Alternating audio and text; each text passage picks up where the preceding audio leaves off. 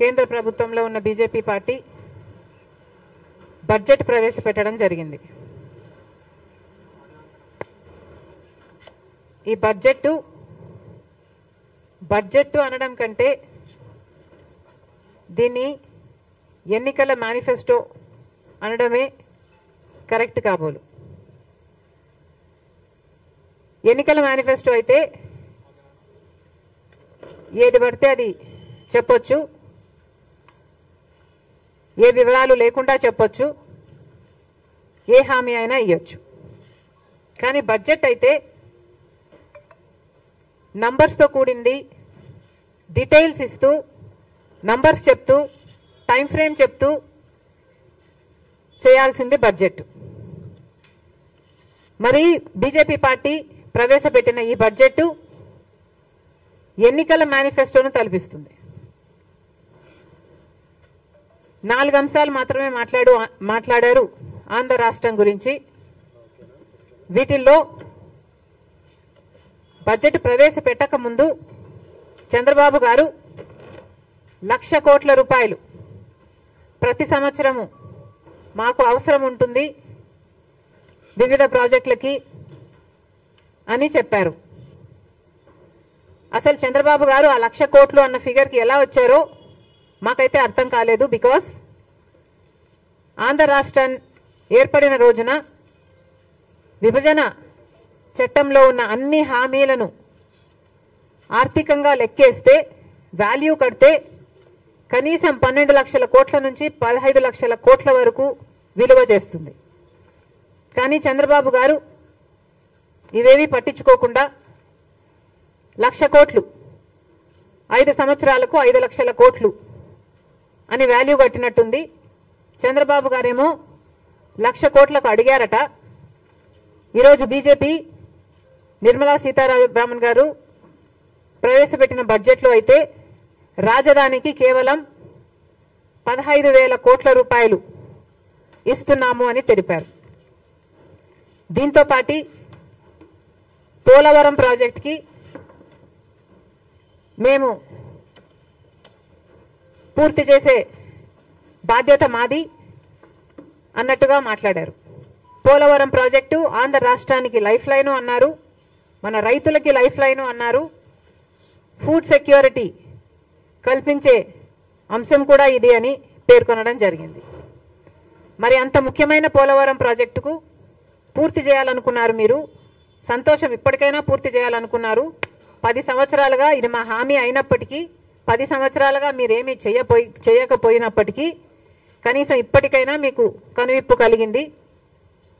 పోలవరం ప్రాజెక్టుని పూర్తి చేస్తాము అని చెప్పారు. కానీ ఒక పక్క మా ముఖ్యమంత్రి గారు, ఆంధ్ర రాష్ట్ర ముఖ్యమంత్రి గారు 12,000 కోట్లు రీహాబిలిటేషన్కే పడుతుంది అని ఒక పక్క చెప్తుండగా ప్రాజెక్టు కాస్ట్ ఎంతో ఇంకా ప్రజలకు చెప్పకపోగా కేంద్ర ప్రభుత్వం మాత్రం పోలవరం ప్రాజెక్టుని పూర్తి చేస్తామని చెప్తున్నారు.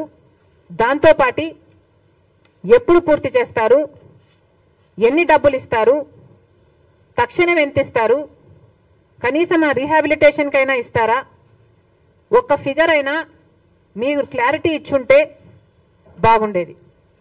అంత పెద్ద ప్రాజెక్టు మీరే అంటున్నారు లైఫ్ లైన్ అని, మీరే అంటున్నారు ఫుడ్ సెక్యూరిటీ కలిగించేది అని. మరి అంత ముఖ్యమైన ప్రాజెక్ట్కి ఈ అంబిగ్విటీ ఎందుకో, ఇంత వేగంగా దీన్ని ఎందుకు మీరు హ్యాండిల్ చేశారో మాకైతే అర్థం కావటం లేదు.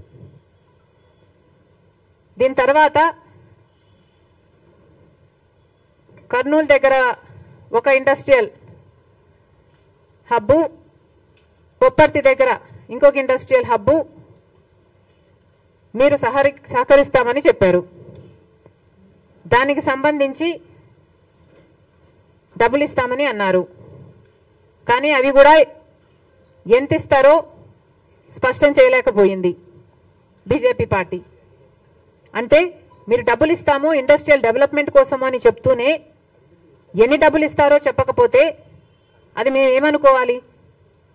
అంటే రోడ్లకు, పైప్ లైన్లకు మీరు ఇస్తున్న డబ్బు 500 కోట్ల, లేకపోతే ఇన్ఫ్రాస్ట్రక్చర్కి కూడా కలుపుకొని 5,000 కోట్ల మీరు ఏం మాట్లాడుతున్నారు మాకైతే క్లారిటీ లేదు.